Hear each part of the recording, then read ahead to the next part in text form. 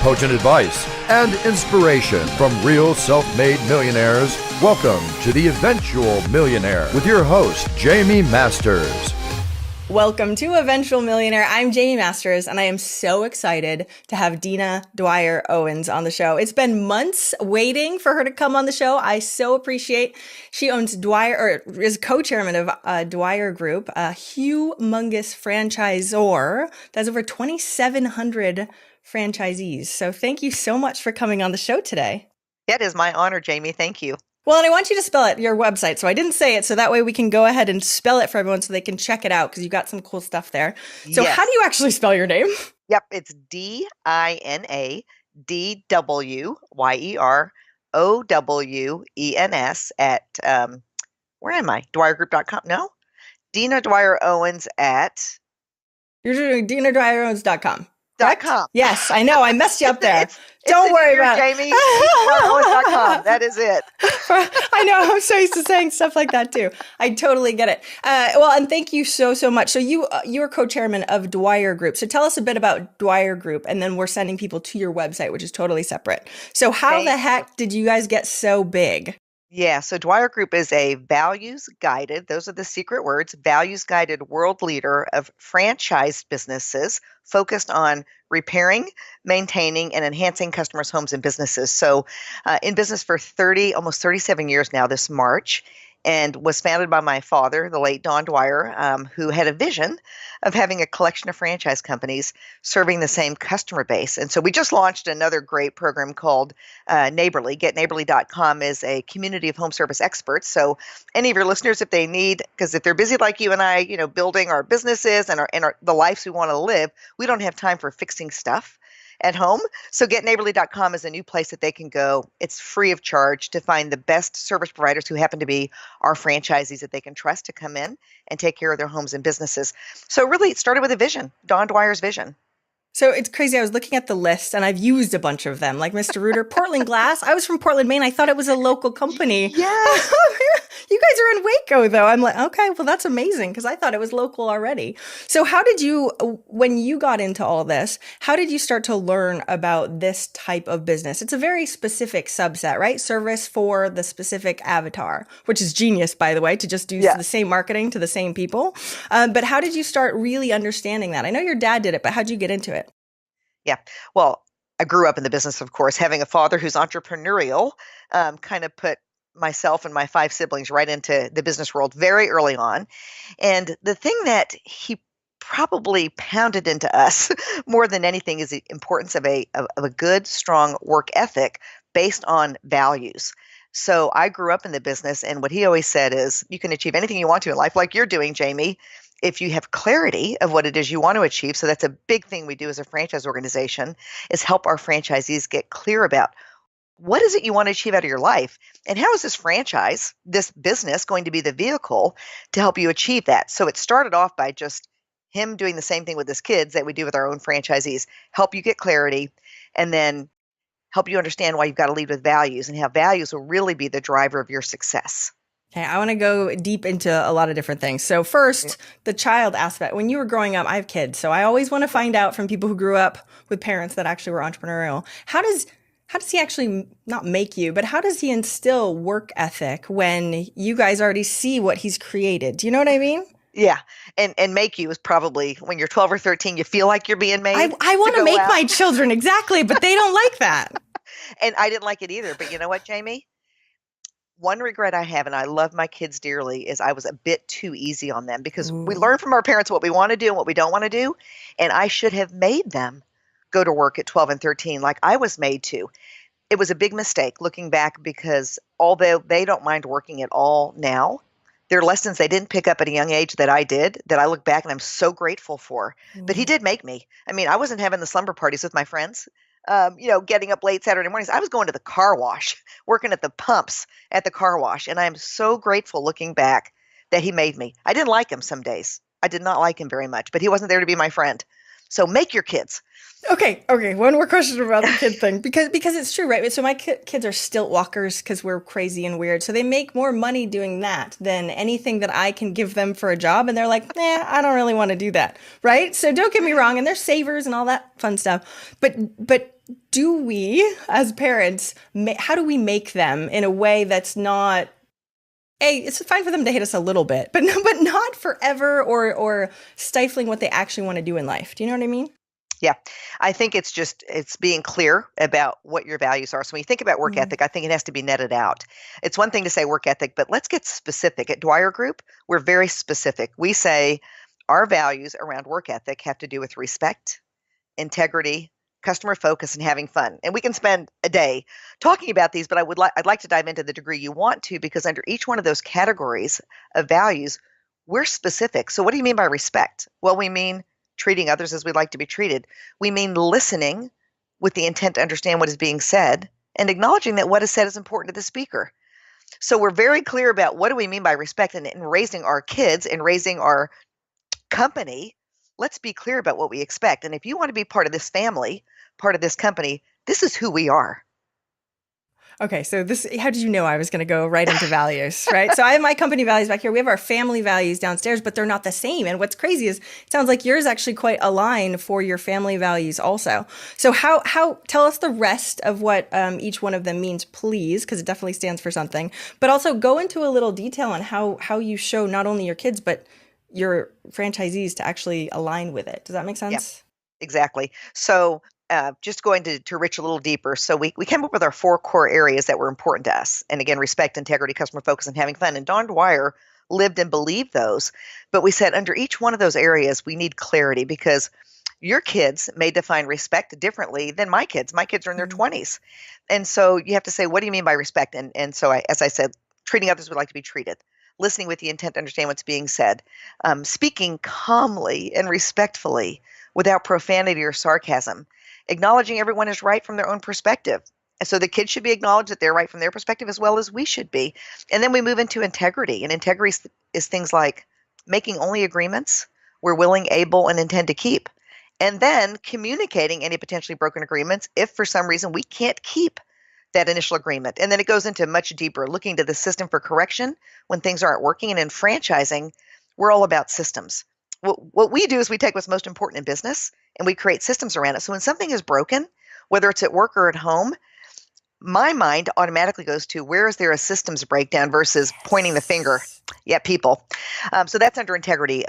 Let's see what's else under communicating honestly and with purpose is under integrity. Asking clarifying questions if we disagree or we don't understand is under integrity. And my father taught me that. As scared as I was of him when I was young and working for him, he said, you got to be willing to ask me for clarity, because he would just shout those orders out and I would go away confused. And until I learned to slow down and say, hey, boss, dad, I need more information. I don't know how to do this. I've never done it before. That was a big lesson for me. Probably the hardest one under integrity is never saying anything about anyone that we would not say to him or her. And our employees actually created that one. Nice. Then we go to customer focus is really all about continuously striving to maximize internal and external customer loyalty. And that can be with your family too.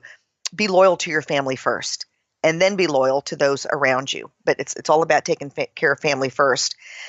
Making our best effort to understand and appreciate the customer's needs in every situation. That's why we're in business. And then finally, having fun in the process. And we could go all day about defining that, but fun is different for each one of us. You have fun helping other entrepreneurs achieve their first million, achieving success, and enjoying life in the process.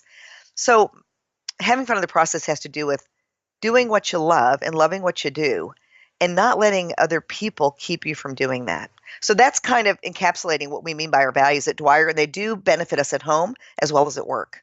So everybody asks about company values and stuff like that. And they're like, well, do we really use them? Blah, blah, blah. You have said that so many times before, I can tell. You're like, I know these so well and I live by them because it's sort of the point, right?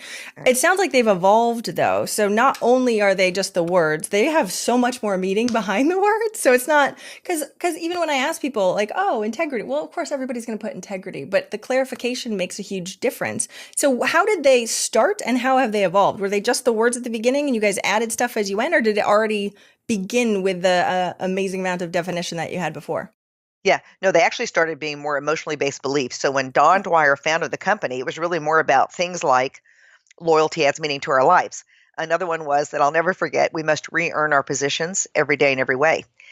And he That took the sounds company. like your father, and I don't even know him. Yeah. Yeah, well, it was, it's like celebrate the successes of the past, learn from the mistakes, but what are you going to do today to make a positive difference in the lives of your family, your employees, your franchisees, your customers? So he passed away of a sudden heart attack at the age of 60, young guy. To Wow. me, it's very young, right? I'm almost 55. So 1993 took the company public. 1994 dies of a heart attack. And as an organization, as a leadership team, we said, how do we keep this culture special? Because what Don did with the values is created this amazing culture that people were attracted to. It's one thing about having clarity of your values is you'll attract the right people because they want to be part of what you're creating. So we said, how do we do that? We took his original values, those beliefs, and we operationalized them. And that's where the rich was formed. And it was a lot of time. It took us about a year to really get clear about those before we ever even shared them with our franchisees.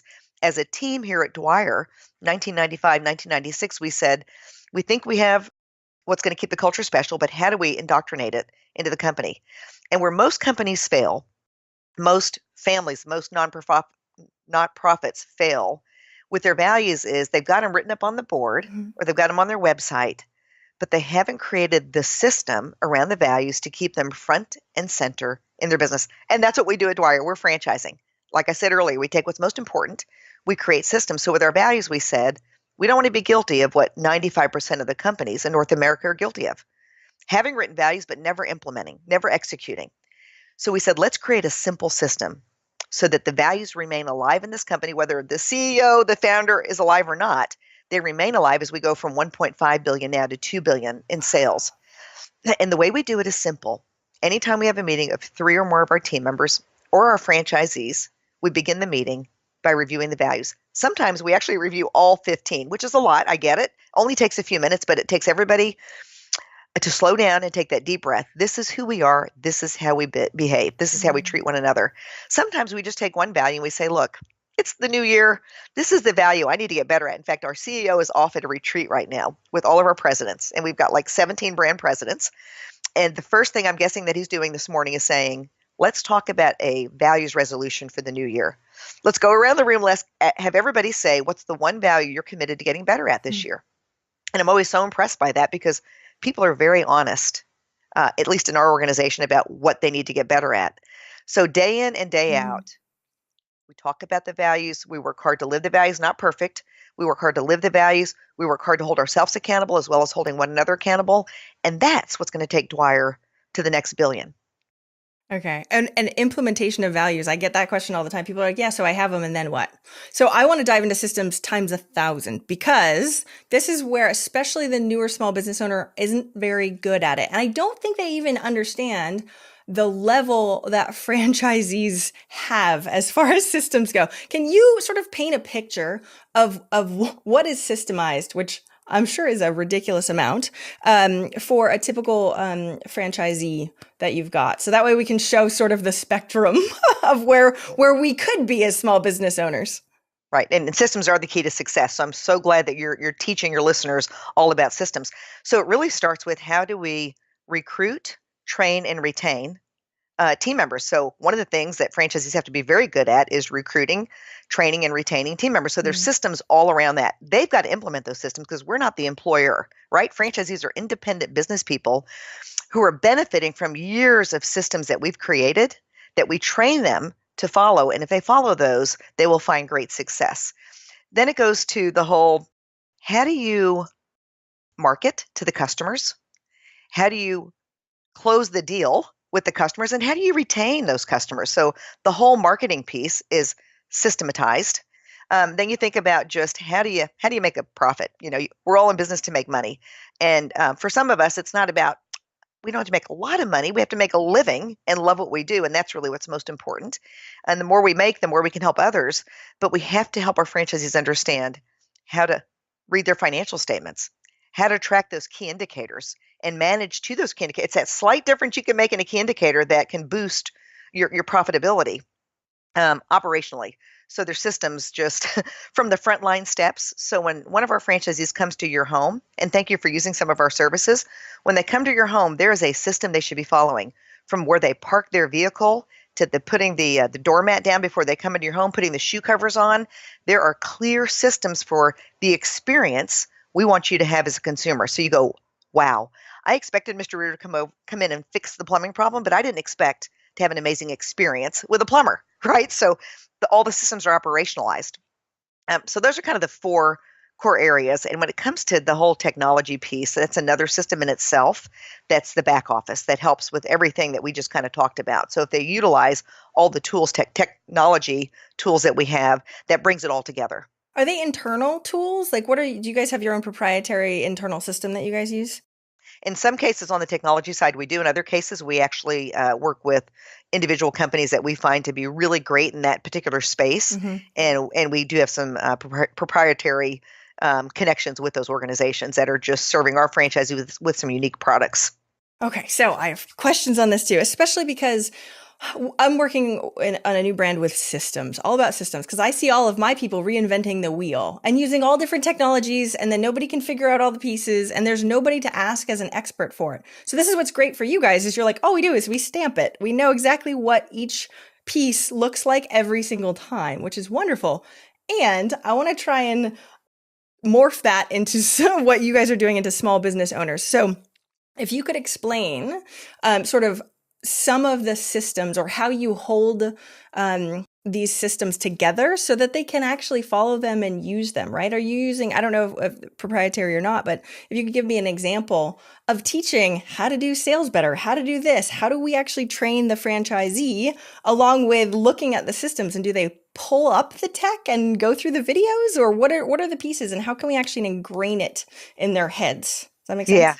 Yeah. Training. So, one of the core competencies of any great franchise organization is training. Here at our campus, if you ever get a chance, you're in Austin now, Waco's right down the road. I had no idea. Perfect. Yeah. If you want to come down and just take a tour of what we're doing here. So every one of our brands has their own unique training. Now, the cool thing about Dwyer is we've this amazing synergy of we're serving the same customers, as I stated earlier. So the first day of what we call basic training in Waco, like I teach a class called Design Your Life, and that's again helping the franchisees get clarity about what they want in their lives and how the franchise is going to be the vehicle. Same thing with associates. How is this career going to help you get what you want to get in your life, holistically? So the first day of basic training, we bring all the franchisees together. We focus on those things that are key: leadership, designing their lives. We talk about the overall neighborly brand and how together we're going to serve the same customer base. And so first day basic training is very global. It's across all of our brands. And then every one of our franchisees breaks out into individual training classes. So when you think about somebody coming in for Molly Maid, which is our maid cleaning service, one of ours, we also have Bright and Beautiful in the UK. But when they come in, they have specific training that they're going to learn with Molly Maid. Everything from how does the maid clean the house? Believe it or not, there's a written system for how the maid cleans the house. And it's not that we train once, Jaime. We've got to train again and again and again. And just when you think you've trained enough, train again, right? So the systems are all written. We've got expert trainers on our staffs in every one of our brands who do this training. That training can be done physically, whether it's in Waco, Texas, or in the Ann Arbor headquarters we have for Molly Maid and Mr. Handyman, or in the UK or Germany, wherever we might have one of our headquarters. It can be done online. So a lot of our training is done just like this. Somebody's calling in and listening, or we're doing a webinar or a web shop where people are involved. They can join as many of those as they'd like because we want the franchisees to get as much training as they think that they need. And then they've got to take that back and they've got to train their team members to it. And it's all live, or is some of it recorded? Some of it's recorded, just like you. They can go back into the archives and say, I feel like we're getting a little stale, a little rusty on our frontline steps. I need to bring my entire team back through the frontline training steps. So they can go online and they can pull that. Every one of our brands has an intranet site that's got all these resources available to them. Great. So they can go back and they can retrain as often as they'd like. So tell me a little bit about the internet stuff, because I don't think a lot of small business owners, especially in the 6-ish figure range and even low 7 figures, aren't great with this. So what does the intranet site look like? What does it have on it? What are the most important things? You were talking about key indicators. Where do they keep the key indicators so that way they're paying attention to them? Yeah. Well, and again, for a young company, most companies are not that sophisticated. Yes. Not to discourage anybody, but we've been doing this for 37 years, and so don't get frustrated. For your listeners, I would say don't get frustrated, but please pay attention to the importance of documenting your systems, Mhm. and those systems then can be put on your intranet site, so that people are not having to rebuild the wheel again. The wheel's been built. So document it and put it on your internet site. So let's say you hire a new team member, somebody who's out there as a young entrepreneur, you hire a new team member to have to recreate, oh, what am I supposed to train them on in orientation? Have it already written down and maybe have somebody who's the champion of doing the orientation overview and assign that to somebody. People want those responsibilities. Let somebody own it, but document it because that person may not be with you forever. Yes. So make sure you document it. The internet site can have all those tools. It even has tools on the rich values. So I've got a whole session I teach on the rich values. They can access that on our internet site. So all of you building businesses, if you're doing any kind of training, record it. Record yourselves training, capture it, put it on your internet site. Just make it part of your library of great training tools available. So again, you're not recreating the wheel once you've already created it. You can always improve it because that's never ending, but don't recreate it.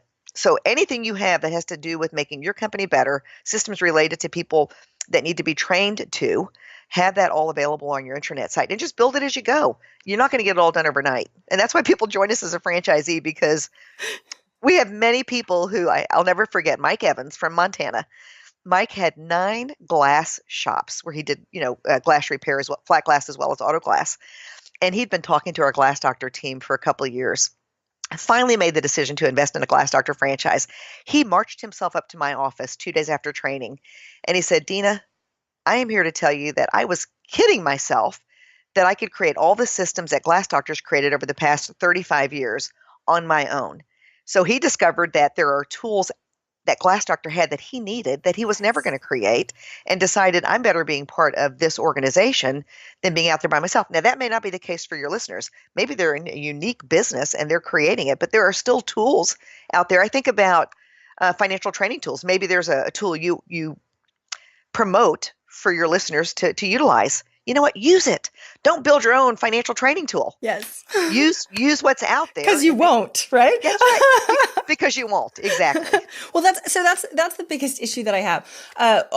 Most of small business owners care so much about sales and marketing, right? So online, they're like, tell me everything about sales and marketing. And then they know they need to do systems, but it always goes to the very, very bottom, right? Even though they know they'll be more efficient, effective, they'll probably even retain customers better, whatever the piece is. But they're so worried about top line revenue that it sort of all falls by the wayside. So sometimes they have SOPs or standard operating procedures that sort of sit and don't do anything and aren't updated and nobody sort of looks at. So that's not helpful either. So what do you suggest? Because you've been in this game for a long time, the training, and of course you have the resources to do that. But for somebody who doesn't have that as far as a capacity of resources like you do, how can we actually implement this stuff as a small business owner? Like, how do we 80-20 what you guys did in 30 years so we can actually use the stuff we're creating? Right. Create what's most important and don't get on a bunch of bunny trails, because those of us who are young, new entrepreneurs, many times we get excited about this and this and this and this and this when we still haven't gotten our core where it needs to be. So one of the things Dwyer had to do, believe me, we went through our bumps. What we had to do is finally say, who are we? Because we can't be everything to everybody. Who are we? And what are the things that are most important to making sure that we excel in those areas of who we know we are? And as the leader, especially, so the person who's listening to us right now is the leader, right? They're the entrepreneur. They're the one who's building this business, must take responsibility and must be focused on, if I don't want to do this piece, this standard operating procedure, I've got to have somebody who's going to do it for me and own it. Yes. Because, as entrepreneurs, we're excited about certain things and we're passionate about certain things, but we don't like to do all the other stuff. So delegate to somebody on your team. One of the greatest lessons I learned as a young person, because my father also had me listen to people like you. I mean, and back then it wasn't this cool. Back then it was cassette tapes, right? But I would listen to these cassette tapes on how to be the best leader. And I heard over and over again, you got to surround yourself with people that are stronger than you are. Let them do the things that you're not great at and be okay with it. Inspect what you expect, but let it go. Let them do it, because we get in our own way. So I think part of the problem with entrepreneurs is we we're juggling all these balls and we think we can do it all ourselves Yep. when in fact we can't. We have to say what's most important to this business. I need to stay focused on what's most important and then delegate those things to people who will be champions. Okay, so I have so many questions involved in just Yeah. that piece. How do we let it go? Because that's tough. Yeah, I think it's a reality check. I'm only good at a few things. If I'm really honest with myself, I'm good at a few things. And I have to say to myself, I can't be great at a bunch of stuff. So I've got to say to myself, what do I need? What positions do I need to fill in? And sometimes it takes a little while because it takes money to be able to invest in those positions. But go ahead and put them on your vision chart. What positions do I need to fill? And by what date do I want to fill those? And then make sure you don't give in to the first person that you bring in because I just need that. I need somebody in that seat now. Take your time to really recruit. And I think I've got off track a little bit of your question. Well, it's one thing, even if we have somebody we trust in the position potentially, which is sometimes wrong because I assess employees quite often when I coach someone and I'm like, oh no, you should have fired them a long time ago. I'm sorry. Right. Yeah. So that's one reason why they can't let it go. But we as entrepreneurs do think we can do it all. And we're not necessarily great managers. Even if we're leaders, we're not necessarily great managers. So how do we let go and let them do the process the way they want to do it and chop off us being micromanagers? Yeah, I think it's a mental and emotional thing. It has to do with ego. We got to get our egos out of the way. And once you allow your ego to get out of the way, you'll have a lot more fun. Because what I have found is entrepreneurs who think they can do it all. In fact, I'll be coaching one. We're heading to a leadership summit in Jamaica with our top franchisees, and there's one young guy who is so ambitious, who so knows that he gets in his own way, that he's reaching out for coaching, and that's why people are listening to you because they know they need the coaching. Listen to the coaches, right? If the coach is saying, you really shouldn't be the one doing this, get out of your own way, then get out of your own way. Is that all it takes as a coach? Is that what you're going to tell him? Just stop doing this and you'll learn from experience? Or how do you coach someone in that? Tell the listener that's listening going, oh, that's me. I know it's a problem, but I don't know what to do. Yeah. Well, the first thing I had him do was to assess his strengths and his weaknesses. And there was a tool. We had Stephen M. R. Covey spoke at our convention back in September, and he had a wonderful tool that I had suggested to this young man. Assess yourself. What are your strengths? What are your weaknesses? And that might mean that your employees need to do some assessing too. And don't get defensive, right? You've asked them to fill this out. So let's face the truth about you, right? Sometimes it hurts a little bit. But once you face the truth and you take that deep breath and go, oh, that really is me, isn't it? I really do that. And I cause fires. I create fires in my own organization because of this drama that I create because I come up with new ideas every day and we haven't even fulfilled the idea that I came up with last week. So it's really comes down to, as leaders saying to ourselves, I got to be okay with this. And it takes time. I mean, I'm going to be 55, as I said. So be patient with yourself. It does take time, but recognize your unique strengths and your unique abilities and play to those strengths and be okay with letting the other stuff go. I adore that. I used to be an engineer and a project manager, and I realize now I hate detail. I hate details. I can do it, but I white knuckle everything. And I was like, but I was I made 6 figures at 22. I was awesome. No, I hate it. You're miserable. Yeah. Yes, it would make, and that's what I noticed. It would make me upset when someone would come at me with tons of details. I'd be like, okay, great. Which was really, really painful to understand and a wonderful, wonderful thing because I have other people that will project manage everything now. So when people are understanding, okay, I know I need to let go. I feel like my staff is good enough for now to handle this stuff and I can feel like I can do the process to let go besides the mental parts. How do we determine what are those most important processes for our own business to really refine and make useful? Yeah. Well, I was just, as you were saying all those things, you reminded me that for 15 years, I actually had a coach. So I was part of 15 years. Wow. 15 years. I was part of the strategic coach program the entire time I was CEO. And one of the greatest things about that was getting away from the business every 90 days, looking at the business, right? So looking at the business and my personal life and going through a series of coaching steps. It was as much about having, there was great coaching, but it was much about me getting away from the business and looking at it and saying, what is most important? And we really do know what's most important. And then getting all the other garbage out of the way and saying, for the next 90 days, I've got to hunker down and focus in on these things that are going to get me closer to achieving the success that I know the business can achieve, but for me personally as well. So it's that never ending revisiting. You have to constantly revisit, and the rate of change is changing, right? So things are moving so fast today. It's easy to get swept up by the speed of that. And I think about our franchisees and the new franchisees that are coming to us. The world is so complex now. Just thinking about social media, when I think about people who are already out there, they're plumbers, they're electricians, or they want to get into their own small business, and they get stuck even just thinking about what social media tools should I be utilizing and how much time should I spend on these and how much money should I invest in these.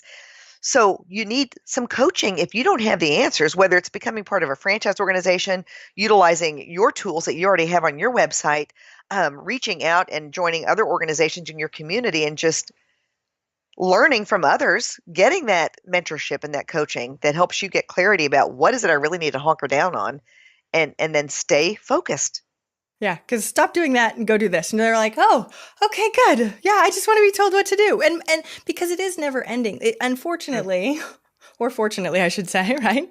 If things stop growing and progressing, that's not necessarily good either, right? Then we're dead. So that never ending process, how do we get okay with never ending, like never feeling like you fully achieve what you want to achieve? I'm sure you talk about some of this stuff too. Yeah. It's just life, isn't it? I mean, if just the reality of life is it's never ending, there's always going to be change. And even at my age and, the years that I've been working at Dwyer, 37 years, I am still growing. And when I quit growing, like you said, I'm going to die. So one of my personal values is to always be learning. And it's always reaching out, not having the fear of asking for help, because I find that there are some entrepreneurs who want to have all the answers and are afraid to ask for help. So with all that change, go ask for help. Go attend the conferences you need to attend. We're going to rub elbows with the people who have already done it or are doing it. And you know that you can learn from them. And I find that people are so gracious. If they'll just walk up to somebody and say, look, I admire you. I appreciate what you've built. I'm trying to build something here too. Could you give me some guidance and give me some help? And I've never been turned away. I've never had anybody tell me, no, I'm not willing to help you. Now, maybe they don't have the answers for me, but they'll give me some guidance. So life is all about change and growth. And just understand that. Don't fight it. It's just the way it is. Yes, it's accepting it though is easier said than done, That's right? right. Okay, great. Awesome. I know that logically. And then when I'm in my business going, right, we kind of forget. And Yeah. it's a never-ending I shouldn't even say battle. It's a never-ending not a battle. wonderful journey of knowing yourself better and getting Right. better and better and better as you go through. So give us a couple quick tips if you can on systems. Like what are the things that you guys found after all of this many years that have worked really, really well, whether it be in training or documenting or the sweet pieces that we don't know about yet that might be helpful for us? Yeah. I'm going to go right back to the specific values system because I think that's the one thing that I can help your listeners with today. So there's lots of systems I could talk about, but let's just talk about values. As you think about your business, have you gotten clarity about your values? And I'm going to provide a tool at the end of the talk here that will help them. But have you gotten clarity of your values? And if you have, is your team aligned? I mean, have you surrounded yourself with a team of people who are aligned with your values? You want diversity on your team, right? You need people who are going to complement your strengths and your weaknesses. You need people with different ways of thinking. But the one thing you got to have the same is alignment on your values. Because if you don't, it's going to be a hodgepodgey business that's going to continue to frustrate you. We're going to deal with change anyways, but you want to deal with a lot of change, have a bunch of people on your team that aren't aligned on their values. So it's having that alignment of your values. And then the system is whatever you want to make it. So around your values, to me, it's all about keeping it simple. We can make our businesses so much more complicated than we need to. And when I think about your values and the system around your values, it's about keeping them front and center. So as leaders, we have to lead with those values. Every time we have a meeting, we should be talking about our values. A significant meeting. I mean, if it's you and I just having a chat about something very minor, we don't need to spend a whole lot of time talking about the values before that. But any significant meetings that you're having at least once a week is starting those meetings off, again, focusing in on what's most important to this business. It's how we lead. It's how we're leading this business into the future and focusing on those values. So that's a system. The system is anytime we have a meeting, a weekly meeting of our team, we're always going to focus in on the values first. And whether that's 2 minutes, 5 minutes, 10 minutes, you create it. It's your business, but create a system around that. And you as a leader can't ever let up. So the one thing people know when I get up in front of a group, whether it's as co-chair as a company-wide meeting, at an annual convention, the one thing everybody knows is Dina's going to talk about values. Now, she may talk about some other systems, what we're doing in getting Get Neighborly launched. She may talk about other things like that, but the thing she's going to talk about first are values. And so that's the system I would encourage your listeners. It's the one thing that I can help them with the most today is that clarity of values and creating the system around how you're going to keep those values front and center. So even if you're a one-person organization, should you have values? Absolutely. Because you can't get to a two-person organization if you don't know what your values are, because you might hire the wrong person. Okay, so people don't understand this though. So when I talk about company values, people assume, well, I have to be a company in order to have values. And you're like, well, no, that's not exactly how it works, right?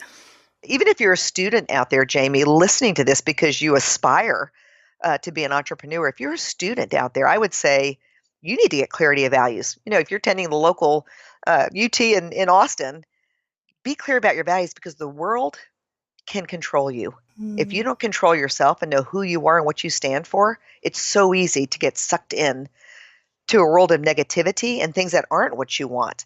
So as a student, I would say, get clear about your values. And the same tool I'm going to offer to all your other listeners would apply to a student, to a single mother, to, again, somebody running a nonprofit, to somebody running a church. Frankly, the system around these values can apply to anybody. Oh, I want to check that out too. I mean, even just the family values that we have is insane. We have it in a painting downstairs. I made them make it up with me, right? Focused attention is one of them. So people aren't on their phones, right? My kids are electronic people. So am I, right? Yeah. And so making that a really, really important value, like none of this anywhere, is something that I can point to.